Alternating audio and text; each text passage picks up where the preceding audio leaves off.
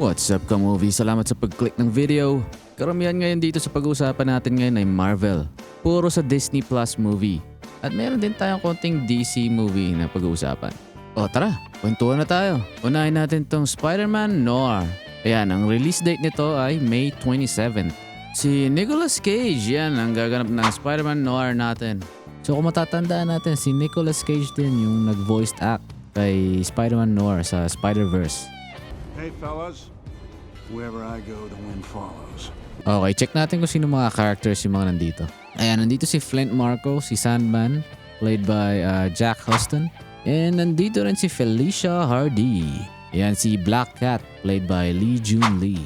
So ito lang medyo mga familiar sa akin. No? Pero meron pang isa dito eh. Ayan, si Molten Man.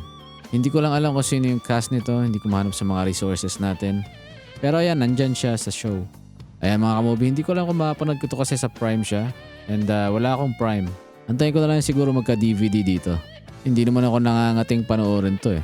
Although interesting siya guys kasi ibang variant ni Spider-Man. And color black, which is my favorite color. Tapos may hat siya and my coat. Parang cowboy assassin yung dating sa akin. Plus yung sapot ni Spider-Man Noir, organic din siya. Katulad nung kay Tobey Maguire.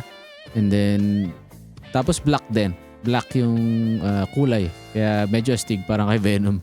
And medyo curious din ako dito kasi hindi Peter Parker yung nakalagay na pangalan niya dito. Sa casting, Ben Reilly yung pangalan ni Spider-Man Noir.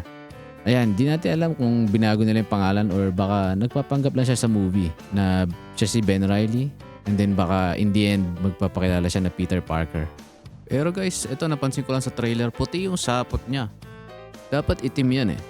Anyway guys, May 27 ang labas nito guys sa Prime Video. Ayan, kung nakasubscribe kayo dyan, ready to watch na agad kayo. Ako wala eh. Ayan, dito naman tayo sa Moana. Mukhang magiging live action lang to ng animated Moana movie. Tingin ko dito ka-movie parang Lion King lang to na ginawang live action. Yung tipong direct copy siya nung sa animated movie. Siguro may babaguhin, baka konti lang. Baka magdagdag lang sila ng mga konting scenes. Tignan na lang natin. Hindi ko rin natapos yung animated movie nito guys. Nakatulog kasi ako. Pero ayan, sa animated movie, si Dwayne Johnson yung nag-voice act kay Maui. And kay Moana naman si Awi Cravalho. Tapos dito naman sa live action, si Dwayne Johnson pa rin yung gaganap kay Maui. Pero yung cast kay Moana nagpalit. She will now be played by Catherine Lagaya. And guys, sa July 10th na papalabas yan, live action Moana. Alright, dito tayo sa Toy Story 5 guys. Siguro naman nakita nyo na yung trailer. Kaya tara, konting kwentuhan muna tayo. So obvious na sa trailer no kung anong magiging story nito. Nasa tech era na rin sila. Tapos yan si Bonnie, yung current owner nila Buzz tsaka ni Jessie, na addict sa tablet. So ayan, medyo may idea na tayo kung anong mangyayari dyan. Magsiselos tong mga laruan. Makaka-relate naman tayo dito kasi ganun na rin na sa mundo natin ngayon eh. Mga kabataan ngayon, di ba? Puro gadget na rin hawak. Ayan, may scene dito na inaway ni Woody tsaka ni Buzz yung tablet. Tapos si Buzz nagtawag ng backup. Ayan, ang daming Buzz Lightyear na laruan na ni-recruit nila. May napansin lang din ako dito sa scene ni Jessie. Ayan, yung nilalaro siya ng owner niya na magkahawak sila ng kamay. Hindi natin alam kung si Bonnie to or yung flashback to sa original owner ni Jessie. Ayan, yung flashback niya, yung original owner niya, iniwan siya. Pero sa tingin ko itong sa trailer si Bonnie yan eh. Medyo magkaparehas na talaga yung scene. Kaya baka parang sad moment ni Jessie to eh. Tapos itong ending, classic Buzz and Woody. Ito talaga ako dito. You stay here. I'm going with them. You don't think I can do it? No! Nice poncho. Bumalik na sa akin yung vibe ng Toy Story 1, yung nagsasagutan sila. Ayan guys, ipapalabas siya sa June 19th. And sa Pinas mas maaga siya, June 17th. Okay, dito naman tayo sa Supergirl. Tara, pag-usapan na natin ng konti. So base dito sa plot, itong movie na to magiging events before siya nung bago nating Superman movie na lumabas ngayon. Kasi dun sa bago nating Superman movie, nandun na siya sa Earth eh. And base dito sa plot, papunta pa lang sila ni Kal-El sa Earth, si Superman. And infant pa nga lang si Superman dito eh. Ayan, interesting. And maganda rin yung trailer, may dating siya. Okay din yung bida natin. Ayan, si Millie Alcock pala yung bida natin, Supergirl. And yung kalaban natin nila dito si Krem, played by Matthias Schoenaerts. Hindi ko alam kung tama yung pagka-pronounce ko doon. Tapos yung kasamang bata dito ni Supergirl, si Ruthie Marie. Ayan, played by Eve Ridley.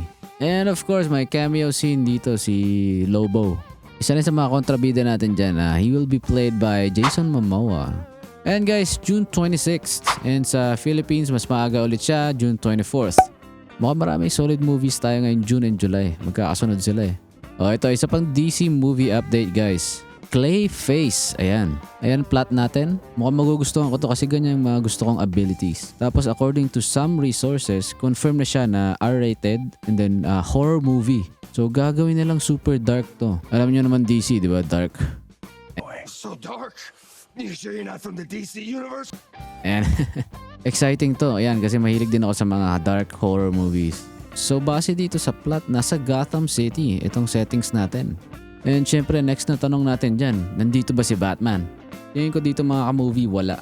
Kasi wala pa naman tayong Batman actor. Yung Batman ni Robert Pattinson, hindi siya kasali sa bago nating DCU universe. And isa pa na-cancel na yun mga ka-movie. So ayan, tingin ko walang Batman dito. Baka mga earlier events to bago magka-Batman sa universe na to. Pero ayan, si Tom Rhys Harris pala yung gaganap ng Clayface natin. Anyway guys, ayan, wala pa tayong teaser or trailer. So abang-abang na lang tayo sa future updates nitong Clayface. October 23rd siya, ipapalabas ngayong taon guys.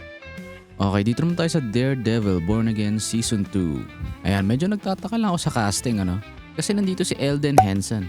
Posible kayang buhay pa si Foggy sa Season 2? Or baka nagkamali lang kasi minsan hindi nila na-update yung cast eh. Pero hindi, updated kasi ito eh. Kasama si Kristen Ritter dito. Or baka pwedeng flashbacks yung mga scenes niya. Anyway mga ka-movie, excited ako sa season na to dahil sa cliffhanger ng Season 1. So ayan nga sabi sa plot, diba? Tsaka sa ending ng Season 1, bumuo si Matt ng team or army para labanan si Fisk. And syempre kung nakita mo na yung trailer, nandito si Kristen Ritter. Ayan, reprising her role as Jessica Jones. Ayan, medyo exciting talaga to. Tingin ko baka i-recast nila si Luke Cage tsaka si Iron Fist. Pero para sa akin, okay naman yung actor ng Luke Cage eh. Yung si Iron Fist lang talaga medyo hindi ko feel eh. Tsaka yung pag may mga scenes siya nagpa-practice ng mga Chinese stance, mukha siyang amateur, tignan parang hindi pro. Anyway mga ka-movie, March 24th na yan sa Disney Plus, mapanood agad natin. Ito pang isa sa mga nagustuhan ko dito, yung costume ni Daredevil. Ginawa nilang black and red. Mas maangas tignan. Alright, pag-usapan natin tong Spider-Man Brand New Day. So ito yung summary. Ayan, Peter Parker tries to focus on college and leaves Spider-Man behind. Pero ayan, pagdating ng mga kontrabida, syempre suot Spider-Man suit ulit. Tapos nakalagay dito may mga unexpected allies. Hindi, ali nga lang singular. So sino kaya yung magiging kakampi ni Spider-Man dito sa movie? Kung palaabang ka rin sa updates, malamang alam mo na kung sino. Pinakamataas na percentage guys si Punisher. Silang dalawa yung magti-team up dito. Pero sa movie na to, nandito rin si Dr. Banner. So, di natin alam kung anong role niya dito. Siguro, baka isa siya sa mga professor ni Spider-Man sa college. Tapos, interesting and exciting scene na sana makita natin, ano? So, dahil nga na-wiped out yung memories ng lahat ng tao about sa identity ni Peter, si Hawk lang yung hindi naapektuhan. Kasi immune si Hawk sa mga memory wipe, mga memory control. Ayun, so sana makita natin yan kasi meron yan sa comics eh. May ganyang event din na nakalimutan lahat ng tao si Peter, pero si Hawk hindi. Pero ito nga lang, kasi sa MCU natin, hindi naman nagkita si Spider-Man at si Hawk. Or si Peter tsaka si Hawk. Hindi sila nag-share ng screen kahit isa. So, imposibleng makilala ni Hawk si Peter or si Spider-Man.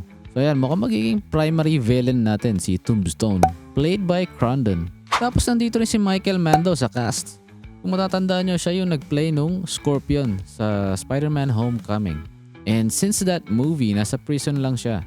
So ayan, tingnan natin kung paano siya makakalabas or baka nakataka siya sa prison. And of course, syempre nandito pa rin yung mga supporting characters natin. Sila Jacob Batalon as Ned, Zendaya as MJ, Marissa patay na pala si Aunt May. Joke lang yan. Pero ayan, John Bentrell as Punisher. Tapos mga ka-movie, may mga kumakalat ding rumors na galing sa mga legit resources So ilang beses ko nakita sa iba't ibang resources magkakaroon daw ng organic web yung Spider-Man ni Tom Holland. So, super interesting. Pero kung totoo to mga ka-movie, tingin ko may kinalaman yung character ni Dr. Banner dito. Baka may ginawa silang experiment kaya naging ganyan. Ay, may isa pa palang actor na nakalimutan ko. Actually, actress. Ayan, si Baby Sink.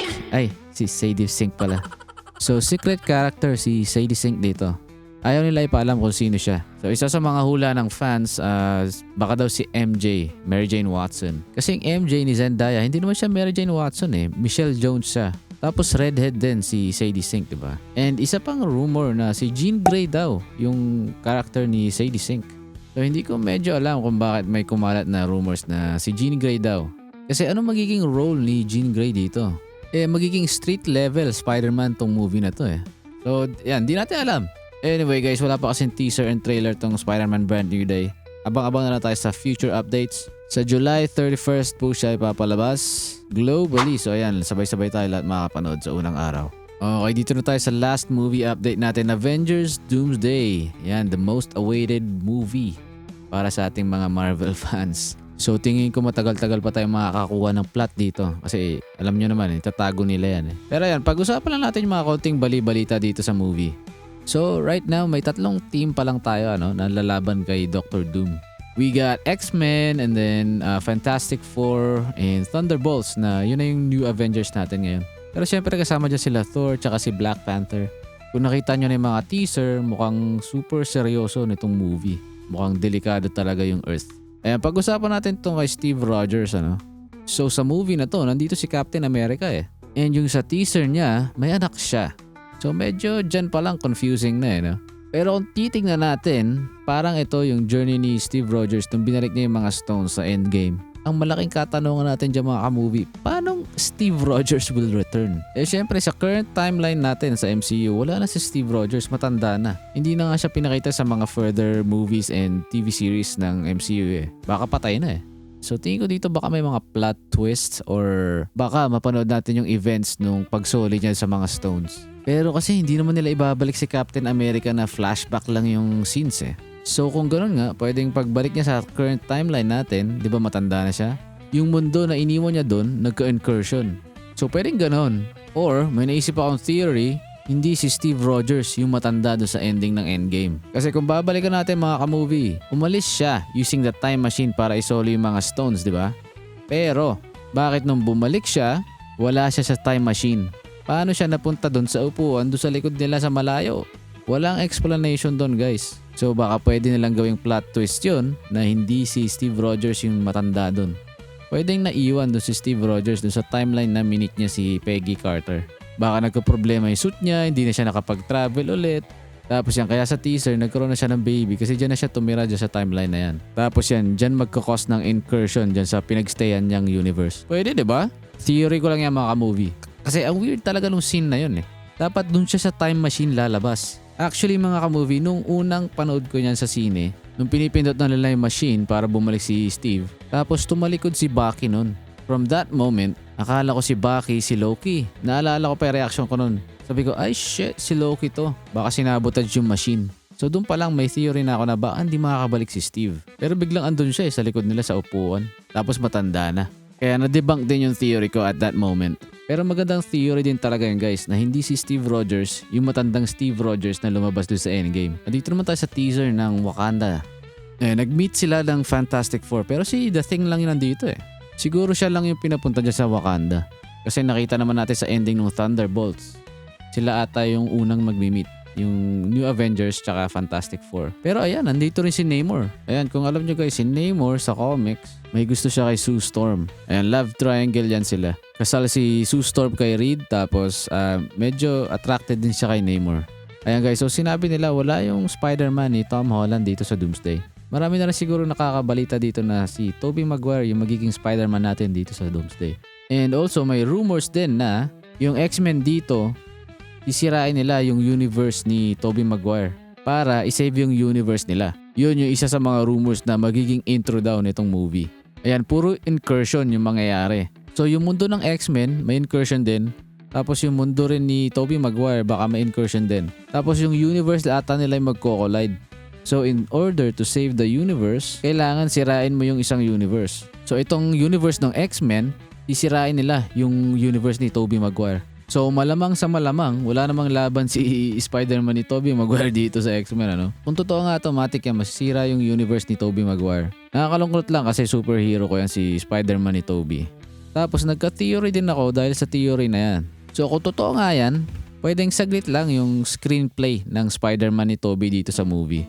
Tapos somehow makakatakas siya and mapupunta siya sa ibang universe. Kung nabalitaan nyo rin naman, si Sony nagbabalak gumawa ng live-action Spider-Verse. And ito na nga, sa first update natin, di ba? Spider-Man Noir. Meron na tayong isang variant ni Spider-Man. So ayan, sinisimulan na nila yung Spider-Verse. Ayan, kaya dahil dyan, nagka-theory ako ng ganun. Na kung totoo nga yun, na sisirain ng X-Men yung universe ni Tobey, baka mapunta siya sa ibang universe na yun na, magkaka-Spider-Verse. Pero sa Sony na yun, hindi na sa MCU. Ayan mga ka-movie, hanggang dito lang muna, napahaba na yung kwentuhan natin. Ayan, Avengers Doomsday, super exciting. December 18th guys, matagal-tagal pa to. Ayun lang movie updates natin ngayon guys, salamat sa pagtambay. Follow nyo ako sa TikTok Kamovs, sa Facebook Kamovs. Ayan, kung gusto nyo pa ng mga movie updates,